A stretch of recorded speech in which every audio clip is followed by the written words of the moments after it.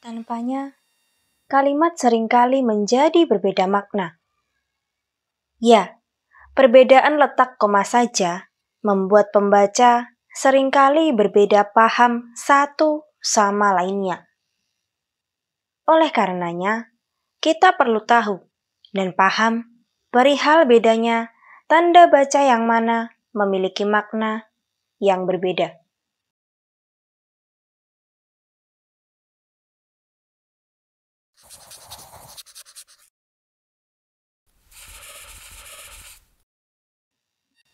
Halo adik-adik, bagaimana kabarnya? Semoga sehat selalu ya, dan senantiasa dalam lindungan Tuhan Yang Maha Esa. Sudah siapkah belajar hari ini? Apa nih persiapan yang sudah kamu lakukan? Jangan lupa mengisi amunisimu ya adik-adik. Jangan lupa makan dan mandi sebelum belajar, agar ketika kamu menerima materi, kamu bisa memahaminya dengan baik. Karena tubuhmu telah segar dan tidak terhalang rasa lapar. Nah, adik-adik, pernahkah kamu bertanya pada ibu atau ayahmu atau bahkan kakek nenekmu? Apa sih pertanyaan yang pernah kamu sampaikan? Ternyata ketika kamu menyampaikan pertanyaan, saat dituliskan pada buku, itu mengandung tanda baca loh adik-adik. Apa ya tanda baca yang digunakan? Nah, sebelumnya, tahukah kamu apa itu tanda baca?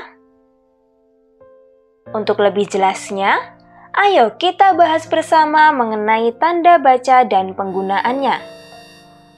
Sebelumnya, mari kita bahas bersama. Apa sih tanda baca itu? Tanda baca adalah simbol yang memiliki peran untuk menunjukkan tata tulis dalam suatu kalimat. Simbol tanda baca sendiri memiliki beberapa bentuk, yang setiap bentuknya memiliki fungsi masing-masing. Sebuah kalimat tidak akan lengkap tanpa adanya tanda baca. Apa sih sebenarnya fungsi dari tanda baca ini? Yang pertama, mengatur jeda dalam suatu kalimat. Kedua, mengatur intonasi saat seseorang membaca kalimat. Ketiga, menegaskan suatu kalimat, menunjukkan apakah suatu bentuk kalimat tanya, pernyataan, perintah, atau yang lainnya. Keempat, menggambarkan struktur kata atau kalimat dalam suatu bacaan. Sebenarnya, kalian sering loh menemui tanda baca adik-adik. Seperti apa contohnya? Salah satu contoh yang mungkin sering kamu temui adalah tanda koma dan tanda titik. Nah, tahukah kamu apa fungsi dari kedua tanda tersebut? Lebih jelasnya, mari kita bahas satu persatu jenis dan contoh penggunaan tanda baca. Yang pertama ada tanda titik. Tanda titik memiliki fungsi yang berbeda jika dilihat dari letak titik itu berada. Seperti apa ya contohnya? Tanda titik yang terletak di akhir kalimat berfungsi untuk menyatakan suatu kalimat adalah suatu pernyataan. Menjadi pemisah angka dalam jam berfungsi untuk membedakan antar jam, menit, dan detik yang menjelaskan waktu. Selanjutnya, pemisah bilangan ribuan atau kelipatannya. Contoh penggunaan tanda baca titik. Ayahku seorang dokter. Kalimat ini diakhiri dengan tanda titik sebagai suatu kalimat pernyataan. Contoh selanjutnya, Dani pulang pukul 10.15, yang artinya Dani pulang pukul 10:15 15 menit. Nah, kalian perlu tahu ya adik-adik, terdapat pengecualian dalam penggunaan tanda baca titik. Tanda titik tidak dipakai pada akhir judul karangan, judul tabel, akhir kalimat pengirim dan tanggal surat, serta nama dan alamat penerima surat. Yang kedua ada tanda koma. Seperti pada penggunaan tanda titik, tanda koma juga memiliki aturannya sendiri. Seperti apa aturannya? Yaitu menjadi pemisah antar kalimat setara. Dipakai di belakang kata atau ungkapan penghubung antar kalimat yang biasanya terletak di awal kalimat. Misalnya, di belakang kata jadi, akan tetapi, oleh karena itu, dan lain sebagainya. Selanjutnya, menjadi pemisah dari kata oh, wah, aduh, dan lain sebagainya. Selanjutnya menjadi pemisah petikan langsung dari sebuah kalimat. Contoh penggunaan tanda baca koma. Wah, indah sekali pelangi itu. Nah, di sini tanda koma diletakkan di belakang kata wah.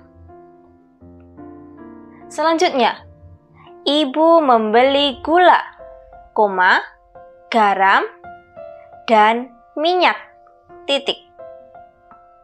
Yang ketiga ada tanda tanya.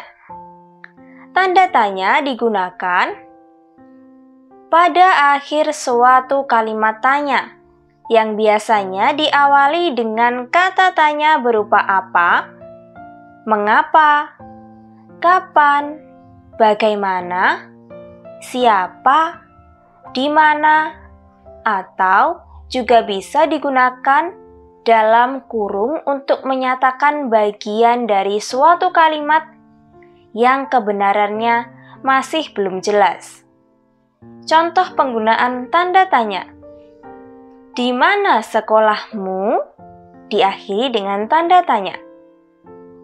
Ia kelahiran tahun 2008. Nah, di akhir kalimat ini dituliskan tanda tanya tetapi diletakkan dalam kurung. Dan yang keempat ada tanda seru. Tanda seru digunakan pada akhir kalimat perintah. Kalimat ketidakpercayaan mengungkapkan rasa takjub terhadap sesuatu ataupun rasa emosi yang kuat. Contoh penggunaan tanda seru. Diam. Kata ini diakhiri dengan tanda seru. Semangat. Nah, ini juga diakhiri dengan tanda seru.